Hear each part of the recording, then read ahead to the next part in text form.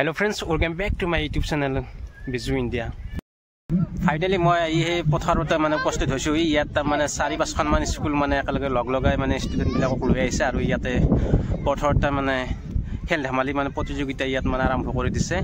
মই আপোনালোকক খেল ধেমালিখিনি অলপ দেখুৱাবলৈ চেষ্টা কৰিম। আপোনালোক চাই থাকিব আৰু আজি ভিসি ভিডিওৰ প্ৰথম মানে ভিডিওটোত মানে দালি ছাগলী চোৰ হৈছিল যে এইজনে দালি ইয়াৰে দালিয়ে উত্তৰ কোৰিয়া প্ৰাথমিক বিদ্যালয়ত মানে পঢ়ে আৰু আমাৰ জোনো ভিসি ভিডিওত অভিনয় কৰিছিলে দুই এটা ভিডিওত।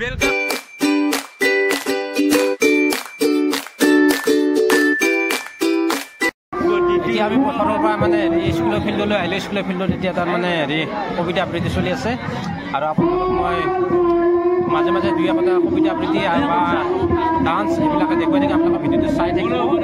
উত্তৰ কোৰিয়া প্ৰাথমিক বিদ্যালয়, তাজফুক জালিকা প্ৰাথমিক বিদ্যালয় আৰু লগত আছে বেতকাটা আঞ্চলিক এমি মাদ্ৰাছা, তিনিখন স্কুলৰ ছাত্ৰ ছাত্ৰীয়ে মানে একলগ কৰি আপোনাৰ খেল ধেমালি নৃত্য গোটেইখিনি মানে ইয়াত কৰিছে।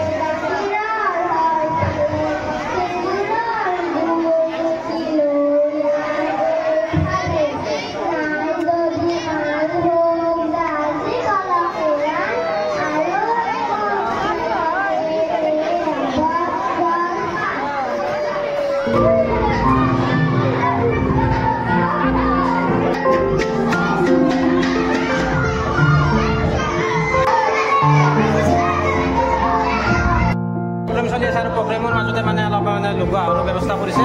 তাৰপিছতে মই অলপ ইয়াত মানে সহায় কৰি দিলোঁ। সৰু ল'ৰা ছোৱালী একেবাৰে মানে লেতেৰা কৰি দিছে গোটেই ৰুমটো। ইয়াতে বাহিৰতো ব্যৱস্থা কৰি দিছে খোৱাৰ।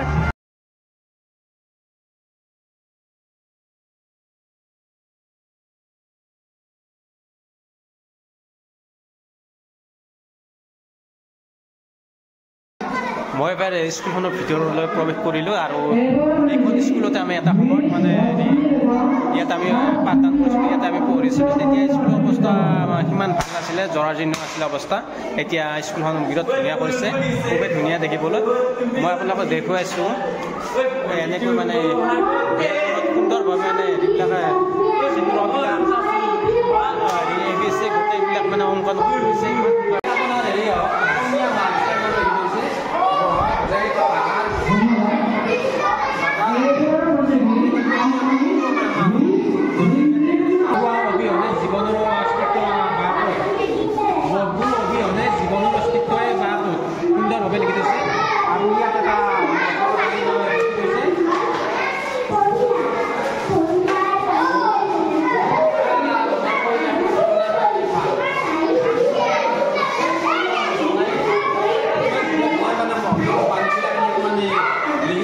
ভাল কথাবিলাক ইয়াত মানে লিখি লৈছে। আৰু এটা ভাল বাণী এটা আছে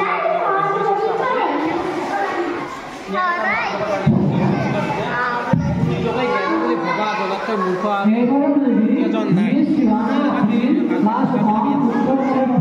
ইয়াত আৰু এটা মানে দ্বাৰাই মানুহ মহান হয়। কি কৈছে? জন্মৰ দ্বাৰা নহয়, কৰ্মৰ দ্বাৰাহে মানুহ মহান হয়। গতিকে ইমান ধুনীয়া ধুনীয়া মানে বস্তুবিলাক ইয়াত মানে লিখি থৈছে বা ইমান মানে ইমান সুবিধা হৈছে।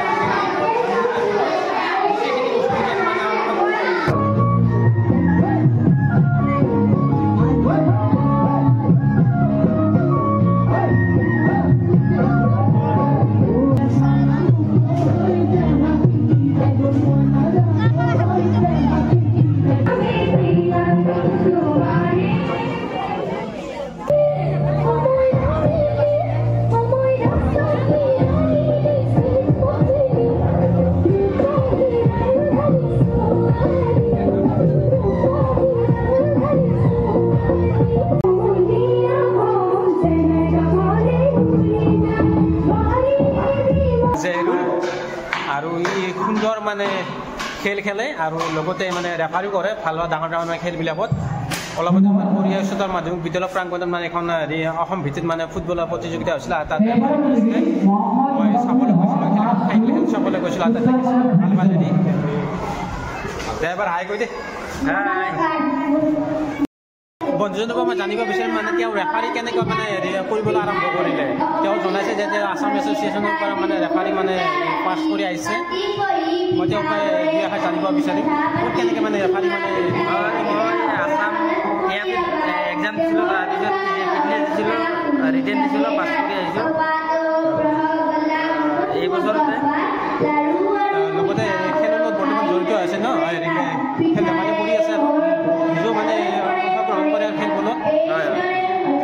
গতিকে মানে সুন্দৰ খেলুৱৈ আৰু মই চাইছোঁ ইতিমধ্যে বহুকেইখন খেল চাইছোঁ, ভাল মানে খেল খেলে। আৰু লগতে যিহেতুকে ক'লে আৰু আছাম এছ'চিয়েশ্যনৰ পৰা মানে ৰেফাৰী মানে পাছ কৰি আহিছে আৰু গতিকে সেইকাৰণে ডাঙৰ ডাঙৰ খেলবিলাকত মানে ৰেফাৰী হেৰি কৰে। আৰু আপোনালোকৰ যদি ফুটবল প্ৰতিযোগিতা আছাম ভিত্তিত হওক বা ডিষ্ট্ৰিক্ট ভিত্তিত ৱাইজত যদি আপোনালোকে মানে ফুটবল প্ৰতিযোগিতা মানে ক'ৰবাত অনুষ্ঠিত কৰে আৰু ৰেফাৰীৰ প্ৰয়োজন হয়, তেনেহ'লে আপোনালোকে মোক যোগাযোগ কৰিলে হ'লে এইটো ভিডিঅ'ত মোৰ লগত মই আপোনালোকক কণ্টেক্ট কৰি দিম।